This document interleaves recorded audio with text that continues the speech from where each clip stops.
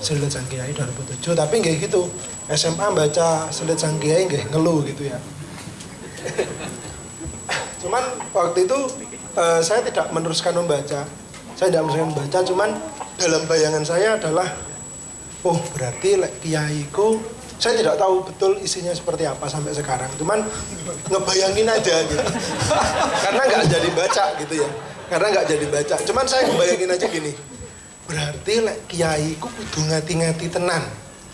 Ketika arep lelit, golek empang tusuk gigi misalnya diambil dari pohon atau rotan di situ ya Mas ya. Pakai rotan. Kalau saya tuh imajinasi apapun pohon itu misalnya gitu. Ketika mau ngambil senajan mung arep lelit wae, kudu ngati-ngati, kudu permisi. Itu yang saya dapat waktu itu. Walaupun saya tidak selesai membaca dan dari itu akhirnya dapat satu nilai, oh kepada siapapun kita harus permisi gitu loh, kita nggak boleh ngawur gitu. Itu yang saya dapat dari judul buku Selit Sang Kiai. Terus yang kedua yang barusan adalah simulasi kesengsaraan. Saya juga belum baca itu gitu ya. Tapi barusan saya langsung mendapat satu nilai, oh iyo ternyata selama ini ketika saya menganggap diri saya sedih, saya frustasi, lagi-lagi saya melihat dari sudut pandang dan parameter atau indikator orang lain gitu. Menurut saya untuk bisa sedikit memahami dari tulisan Mbah Nun gitu ya, walaupun dari judulnya aja itu ketika benar pas sama gini, ketika kita sadar betul diri kita gitu ya, kita mengenal betul diri kita mengenal betul diri kita. Ketika Mbah Nun mengatakan bahwa di judul itu adalah simulasi kesengsaraan, itu langsung iso lek wis dhewe kenal awake dhewe langsung cep gitu ke kita. Oh iya. Berarti simulasi kesengsaraan kita harus benar-benar kenal awake dhewe sehingga kita tahu batasan di mana sengsara, di mana tidak. Jadi menurut saya singkat cerita aja bahwa pengalaman saya mengenai tulisan Mbah Nun itu biasanya mung teko judul mergo ngeluh, tapi dari judul itu saya tadaburi gitu. Dan itu udah memberikan nilai untuk kehidupan saya yang lumayan gitu.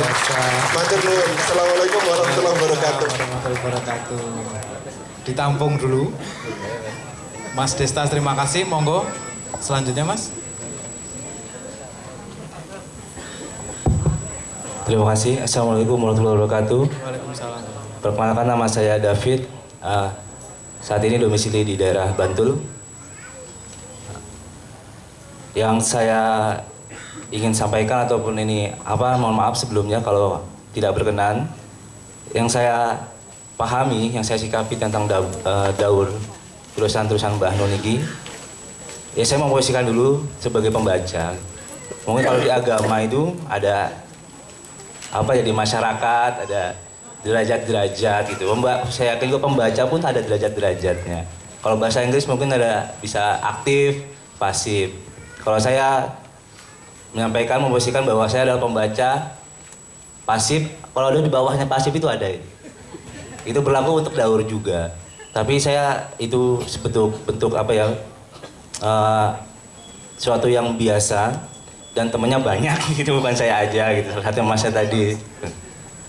Kalau saya Mentadabur Daur itu yang sangat saya suka itu tulisan saat tadi saya buka kembali, saya ingat kembali, dalam arti bukan nyontek ya Mas. Itu yang Mr. V-nya 5. Itu sangat luar biasa menurut saya.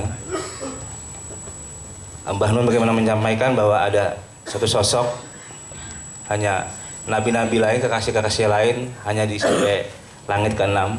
Tapi yang diundang, kalau Gusti Allah ini, Gusti Pangeran ini, Rasulullah SAW itu Nabi Muhammad yang bisa diundang ayat ke-7. Ini suatu tanda gitu kalau kita ini beruntung menjadi umatnya Rasulullah SAW. Tulisan daur menurut saya lintas ruang dan waktu. Kalau para pemikir, filosof ya, ini lebih dari itu.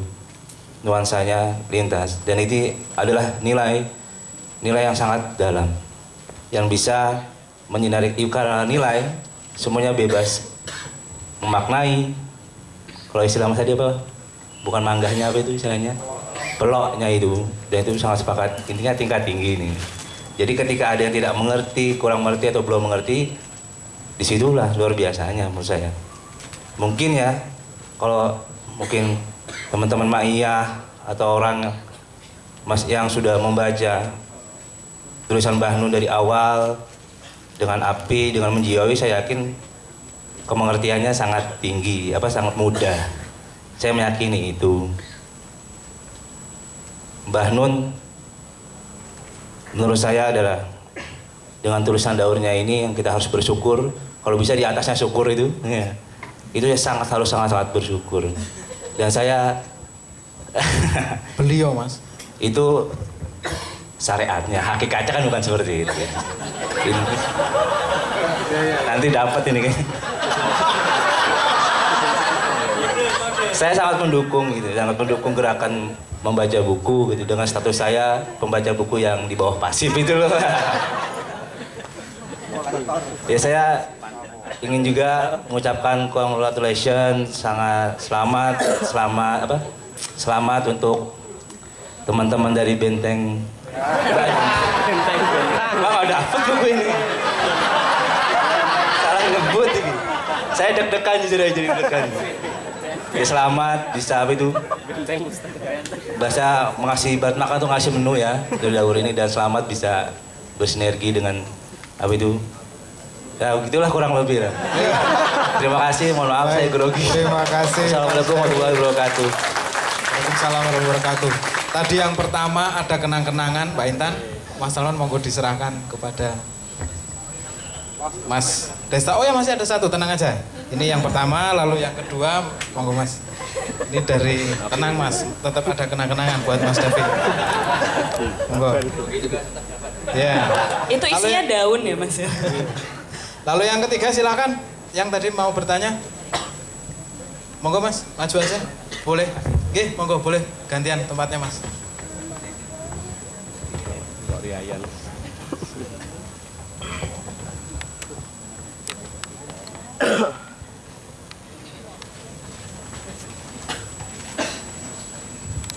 Silakan sebut nama, asal dari mana, singkat gitu aja Mas. Ya. Assalamualaikum warahmatullahi wabarakatuh. Perkenalkan, nama saya Rigen dari aslinya orang Sumatera tapi tinggal di Jogja kuliah. Saya kuliah di UIN Sunan Kalijaga. Yang saya ingin sampaikan pertama, terima kasih buat Bapak-bapak sudah menyediakan waktunya untuk saya bertanya. Mengenai tulisan-tulisan MH Ainun Najib atau Cak Nun ini. Nomor 1. Kalau saya lihat yang selama saya membaca atau mendengar tausiah mau izoh hasanah yang dia sampaikan gitu, cara dia berpikir itu berbeda dengan yang lain gitu. Yang seperti yang terdapat di artikel tadi kan, Cak Nun itu sering mem-PHP gitu. Dia menyampaikan A tapi arti atau makna yang dia sampaikan itu bisa B, C atau Z atau gitu kan. Nah, kalau saya lihat gitu, Cak Nun itu berpikirnya bukan dengan bukan hanya dengan otak gitu, tapi mengedepankan hati gitu. Bagaimana hati dia itu lebih utama daripada otaknya untuk menghasilkan karya-karya yang begitu tadi, yang relevan, walaupun dia ditulis dari tahun 90-an tapi bisa bisa masih relevan sampai sekarang. Itu mungkin menurut saya pengertian dalam diri saya itu bahwa seorang MH Ainun Najib itu menulis atau berbicara, menyampaikan sesuatu itu mengedepankan hatinya daripada tingkat intelektual dia itu. Itu yang menyebabkan itu menjadi menjadi tahap lama itu masih bisa gimana ya? masih bisa dirasakan gitu kan. Nah, yang saya ingin tanyakan yaitu gimana sih cara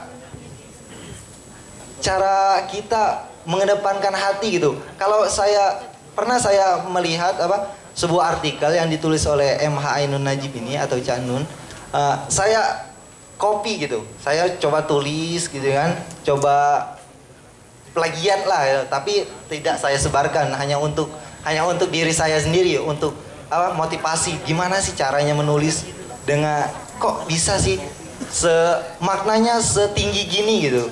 Ya, mungkin begitu aja. Terima kasih, Pak. Terima kasih Rigen, pertanyaannya bagus sekali. Silakan.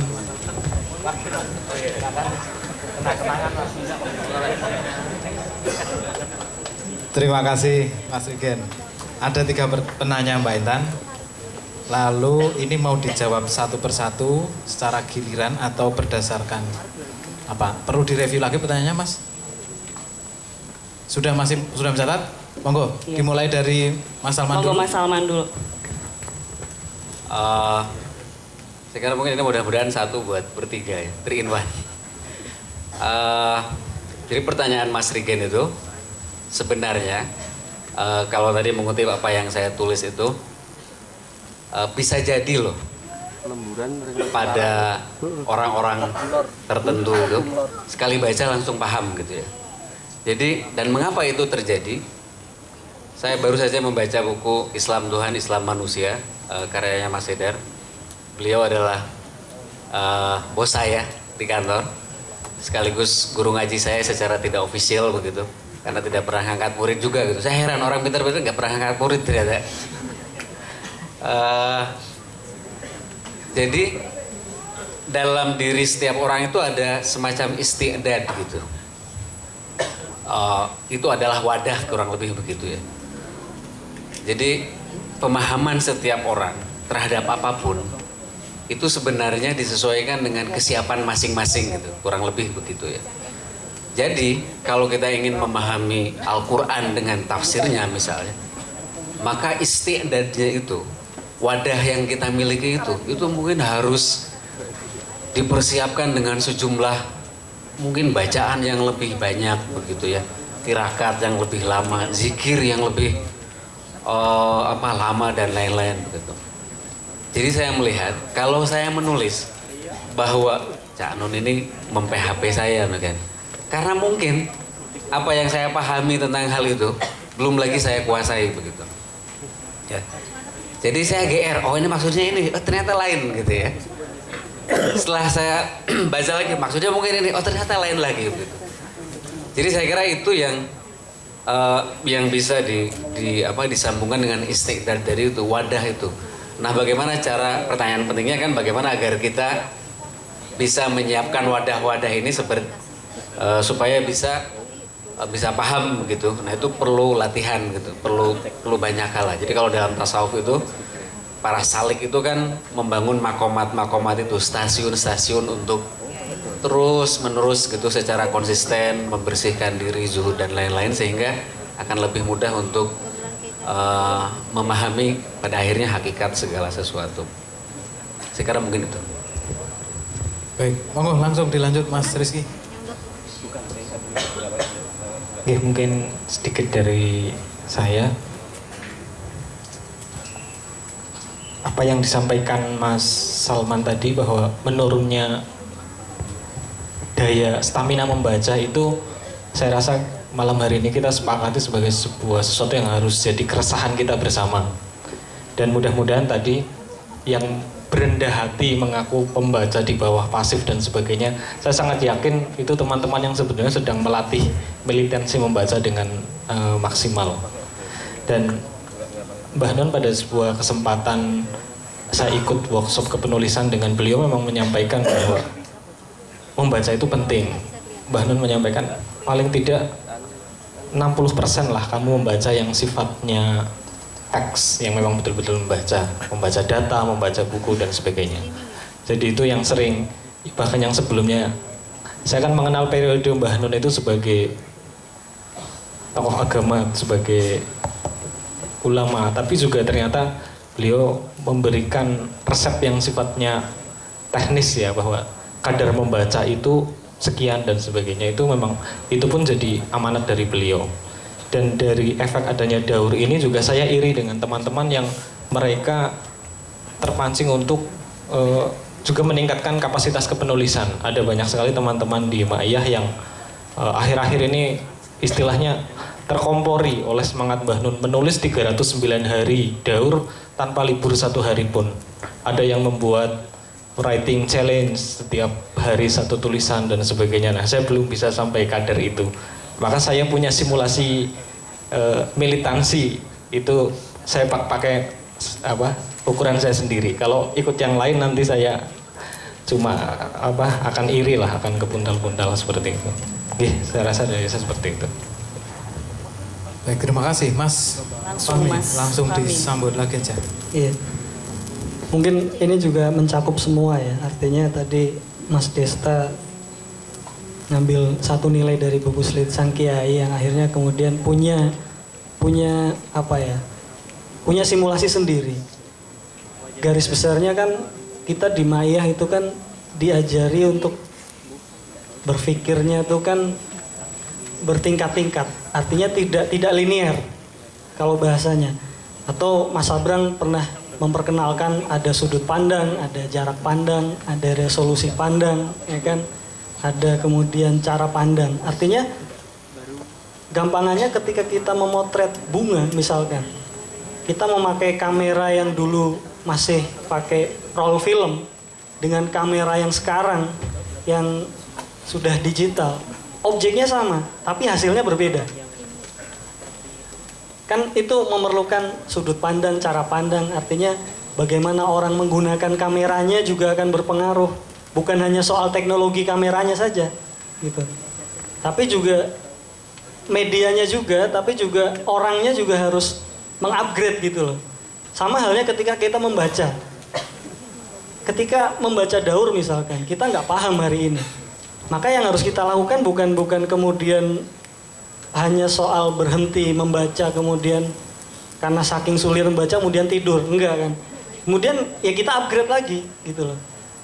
Karena Mbah Nun ini kan lengkap. Bukan cuma tulisan, ada Ma'iyahan misalkan.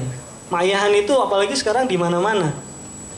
Di YouTube kita bisa menemukan videonya jutaan sekarang, Ma'iyahan. Kita bisa tonton kapan saja videonya. Beda dengan era-era dulu ketika awal-awal saya kenal Ma'iyah misalkan. Saya sedikit bercerita, saya kenal dengan Ma'iyah itu bukan langsung buku misalkan. Kalau teman-teman tadi Mas Salman buku misalkan. Saya tidak, saya dari video. Saat itu kalau tidak salah tahun 2010 atau 2011 saya menonton salah satu video Kenduri Cinta. Dan saat itu video Ma'Iyahan sangat sedikit sekali. Susah, nggak seperti sekarang. Sekarang kita cari kata kunci Cak Nun di YouTube. Sudah banyak banget videonya. Sangat mudah sekarang. Gitu. Jadi kembali lagi, kita di Ma'Iyah itu kan diajari. Tadi cara pandang, sudut pandang. Kemudian yang lebih menekankan lagi adalah kita diajari keseimbangan berpikir. Maka kemudian ini sekaligus menjawab tadi pertanyaan ketiga, bagaimana caranya menulis dengan hati gitu ya. Ya kalau saya jawab jujur untuk menjawab itu ya hanya Mbah Nun yang bisa menjawabnya. Cuman ada satu tulisan beliau yang kemudian cukup bisa menjadi jawaban mungkin. Itu tulisan judulnya Kehidupan Esai. Di website Kenduri Cinta cari saja tulisannya Kehidupan Esai. Di situ Mbah Nun menceritakan bagaimana esai sebenarnya. Maka kalau kemarin teman-teman ada yang menyimak Padang Bulan, Mbah Nun menyampaikan saya itu manusia esai gitu. Nah, ketika manusia esai itu Mbah Nun mewujudkan dirinya itu berada di tengah gitu loh. Tulisan esai itu tulisan yang berada di tengah.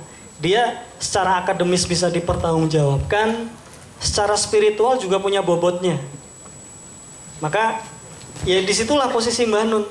Ketika menulis sesuatu, tadi disampaikan oleh Mas Rigen, kok maknanya sangat tinggi sekali. Atau kemudian kita bisa menemukan satu tulisan yang relevan di sepanjang zaman. Jadi mungkin teman-teman yang merasa apa sih rahasianya Mbah Nun bisa nulis seperti itu, mungkin bisa baca di tulisan Kehidupan Esai itu tadi. Mungkin itu Mas, tambahan dari saya. Baik, terima kasih Mas Fahmi, Mas Rizky, dan Mas Salman. Aplaus untuk mereka, beliau bertiga.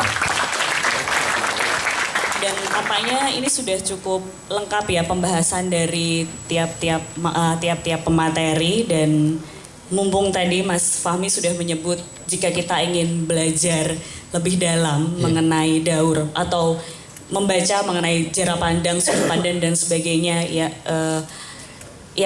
sebelumnya saya mau merespon tadi yang disampaikan oleh beberapa teman-teman penanya, bahwa ketika mereka melakukan pemahaman yang berbeda-beda itu tidak terjadi gontok-gontokan. Oh iya, benar.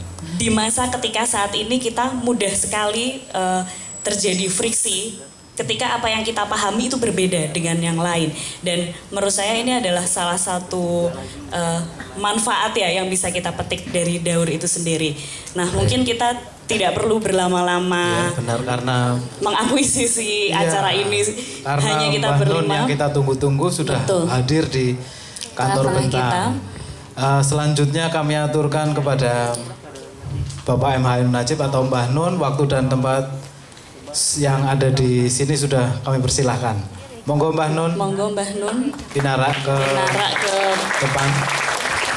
Saung Bentang Pustaka.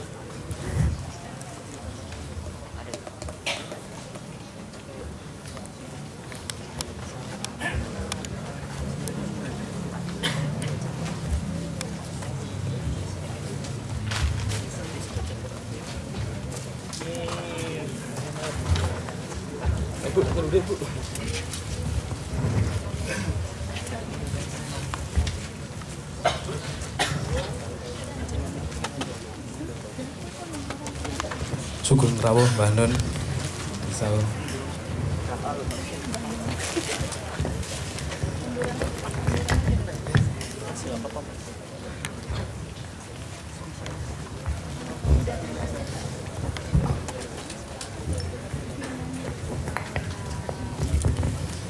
Alhamdulillah akhirnya yang kita tunggu-tunggu malam hari ini, beliau sudah hadir di tengah-tengah kita.